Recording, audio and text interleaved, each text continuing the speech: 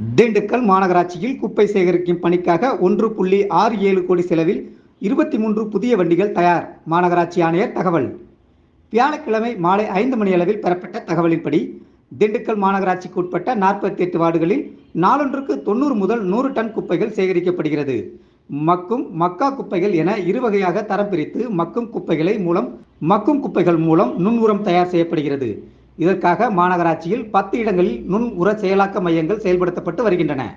வீடுகளில் உள்ள குப்பைகளை மாநகராட்சி பணியாளர்கள் நாள்தோறும் மக்கும் குப்பை, மக்கா குப்பை என இருவகையாக தரம் பிரித்து சேகரிக்கின்றனர். இதற்காக மாநகராட்சி தூய்மை பணியாளர்களுக்கு மின்கல வண்டி வசதியும் ஏற்படுத்தப்பட்டிருக்கிறது. மாநகராட்சி பகுதியில் இதுவரை 117 குப்பை சேகரிக்கும் வண்டிகள் உள்ள நிலையில் மேலும் 23 புதிய வண்டிகள் கொள்முதல் செய்யப்பட்டுள்ளன. ஒரு வண்டி ரூபாய் 7.29 லட்சம் மதிப்பீட்டில் மொத்தம் ரூபாய் 1.67 கோடி செலவில் 23 வண்டிகள் குப்பை சேகரிக்கும் பணிக்காக வாங்கப்பட்டிருக்கின்றன. இந்த வண்டிகள் அனைத்தும் திண்டுக்கல் வட்டார போக்குவரத்து அலுவலகத்தில் முறையாக பதிவு செய்யப்பட்டு இயக்குவதற்கு தயாராக மாநகராட்சி விருந்தினர் மாளிகை வளாகத்தில் நிறுத்தப்பட்டுள்ளன.